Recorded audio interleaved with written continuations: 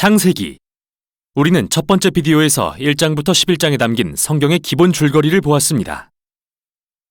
하나님은 만물을 창조하시고 자신의 형상대로 인간을 만들어 세상을 다스리게 하셨지만 인간은 죄와 반역을 선택하고 세상을 폭력과 죽음으로 물들이며 결국 바벨탑을 쌓다 흩어지죠. 하나님은 과연 세상을 어떻게 구속하시려는 걸까요? 궁금해지는데요. 바벨탑 사건 이후 창세기의 저자는 한 사람의 족보를 따라가기 시작합니다. 아브람, 후에 아브라함으로 알려질 사람이죠. 12장 서두에서 하나님은 아브라함에게 한 약속을 하시는데 이로써 완전히 새로운 이야기가 펼쳐집니다. 하나님은 아브라함에게 고향을 떠나 언젠가 그의 소유가 될 가나안으로 가라고 하십니다. 그 땅에서 큰 민족을 이루고 이름이 창대케 되며 복을 받을 거라는 약속과 함께요. 이 약속은 다시 창세기 앞부분과 연결되는데요. 바벨은 오만하게도 자신들의 이름을 드러내려 했지만 결국 뜻대로 되지 않았죠. 그런데 자비의 하나님은 별 볼 일 없는 아브라함을 불러 이름을 창대케 하겠다 하십니다. 아브라함에게 주시는 이 복은 하나님이 맨 처음 인류에게 주셨던 복을 떠올리게 하는데요. 왜 하나님은 아브라함과 그의 자손에게 복을 주시는 걸까요? 그분의 약속 맨 마지막에 답이 있습니다. 땅의 모든 족속이 너로 말미암아 복을 얻을 것이라. 이게 성경에 남은 모든 이야기를 이해하는 열쇠입니다. 하나님은 아브라함의 자손을 통해 반역한 인류를 구원하고 복을 베풀기로 계획하신 거죠. 이게 구약의 모든 이야기가 이 자손, 즉 이스라엘 민족에게 집중된 이유입니다. 또한 이스라엘이 후에 시내산에서 제사장 나라로 불리게 되는 이유이기도 하죠. 하나님은 이들을 통해 다른 민족들에게 자신이 어떤 분인지 보여주고 싶으신 겁니다. 성경에서 선지자들과 시편 저자들이 선포하듯이 열방을 공의와 평화로 다스릴 이스라엘의 메시아 왕이 마침내 이 약속을 성취하실 것입니다. 아직까진 이런 내용이 명확히 드러나지 않지만 계속 읽으면서 약속이 어떻게 전개되는지 보도록 하죠. 창세기의 나머지 부분은 아브라함과 그의 자손에 초점을 맞춥니다. 아브라함, 이삭, 야곱, 그리고 그의 12아들 순으로요. 이들 각 세대의 이야기는 동일한 두 주제를 갖는데요. 먼저 아브라함의 자손은 모든 세대가 실패를 되풀이합니다. 계속해서 나쁜 결정을 하여 삶을 망치고 하나님의 약속을 위기에 빠뜨리죠. 그러나 변함없이 신실하신 하나님은 반복되는 실패에도 불구하고 그들을 구해주십니다.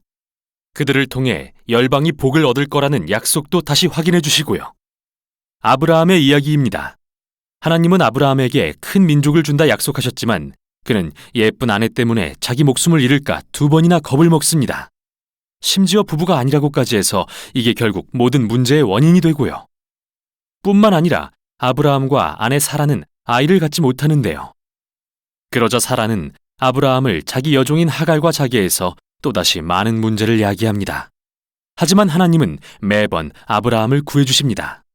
15장과 17장에서는 심지어 아브라함에게 언약, 즉 공식적인 약속을 맺으십니다. 매우 유명한 장면이죠. 아브라함에게 밤하늘에 별을 세어보라고 하시면서 그의 후손이 이처럼 셀 수 없이 많아질 거라고 하십니다. 자식도 없고 앞으로도 그럴 가망이 전혀 없어 보이지만 아브라함은 하늘을 보며 하나님의 약속을 신뢰하죠. 그러자 하나님은 이 언약을 통해 아브라함이 여러 민족의 아버지가 되고 하나님의 복이 세상에 흘러갈 것이라 약속해 주십니다. 하나님은 아브라함에게 언약의 증표로 가문의 모든 남자아이에게 할례를 베풀라고 명하시는데요. 이건 그의 자손이 번성하는 게 하나님의 선물임을 기억하게 하는 상징이 됩니다. 마침내 아브라함은 많은 자식을 낳고 나이가 들어 생을 마칩니다. 이제 야곱이 주인공이 되어 더 드라마틱한 이야기를 이어가는데요. 그는 태어나면서부터 자기 이름처럼 속이는 자로 살아갑니다. 그는 장남에게 주어져야 마땅한 복을 빼앗기 위해 형 에서를 속이고 늙어 눈이 어두운 아버지를 속여 복을 가로챈 후 급히 도망갑니다. 그는 4명의 아내 중에서 오직 라헬만을 진심으로 사랑했는데 이 일로 가족 간의 경쟁 관계가 생깁니다. 야곱이 낮아진 단 하나의 사건이 있다면 삼촌 라반이 수년간 그를 속인 것입니다. 이제 상황은 완전히 역전됩니다. 겸손해져서 고향으로 돌아온 야곱은 아주 이상한 이야기 같지만 자기에게 복을 달라고 조르며 하나님과 씨름을 합니다. 역시 사람은 쉽게 변하지 않는가 봅니다.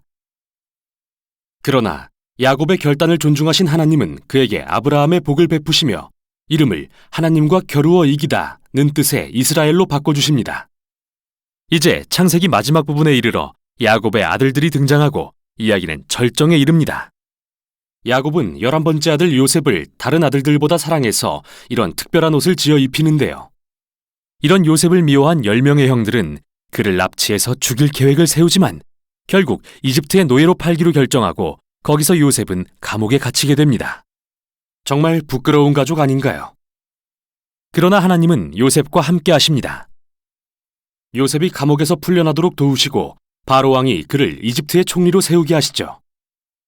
요셉은 심한 기근에서 이집트 민족을 구하고 형들과 가족도 굶주림을 면하게 하는데요. 우린 여기서 다시 한번 아브라함 자손의 어리석음과 죄가 하나님의 신실하심과 만나는 것을 봅니다. 형들의 악함조차 생명을 구하는 데 쓰시는 신실하심을요. 실제로 요셉은 창세기 끝부분에서 이렇게 말합니다. 형들은 악을 꾀했지만 하나님은 그걸 선으로 바꾸사 많은 생명을 구원하게 하셨어요. 이 말이 전략적으로 창세기의 맨 끝에 나오는 이유는 단순히 요셉과 형들의 이야기를 넘어 창세기 전체를 요약하는 말이기 때문입니다. 창세기 3장 이후 이기적이고 악한 행동을 멈추지 않는 인간들, 그러나 하나님은 세상을 내버려두지 않으십니다. 신실하신 하나님은 인간의 실패에도 불구하고 여전히 복을 주려 하시죠. 특히 우리는 창세기에서 여자의 후손에 대한 신비로운 약속이 어떻게 발전하는지 볼 수 있는데요. 3장을 기억해 보세요. 상처 입은 승리자가 오셔서 뱀을 짓밟고 악의 근원을 이길 거라 하신 약속 말입니다. 저자는 이제 이 약속과 아브라함의 족보를 연결하는데요. 바로 여기서 하나님이 어떻게 열방의 복을 베푸시는지 밝혀집니다. 아브라함에서 시작된 이 약속은 야곱의 넷째 아들인 유다로 이어집니다. 49장에는 굉장히 중요한 시가 나오는데요. 나이든 야곱은 죽기 전에 12아들을 불러 축복합니다. 유다의 순서가 되자 그는 유다 지파가 이스라엘의 왕족이 되고 언젠가 한 왕이 나와 모든 민족이 그에게 순종할 것이며 온 세상에 에덴 동산의 복이 회복되는 약속이 이루어질 거라 예언합니다. 이제 야곱이 죽고 후에 요셉도 죽습니다. 남은 가족들은 여전히 이집트에 거주하고요. 창세기는 이렇게 미래에 대한 소망과 약속을 남긴 채 끝을 맺는데요. 앞으로 어떤 이야기가 펼쳐질까요? 궁금해서 다음 장을 열어보고 싶어지시죠? 바로 여기까지가 창세기였습니다.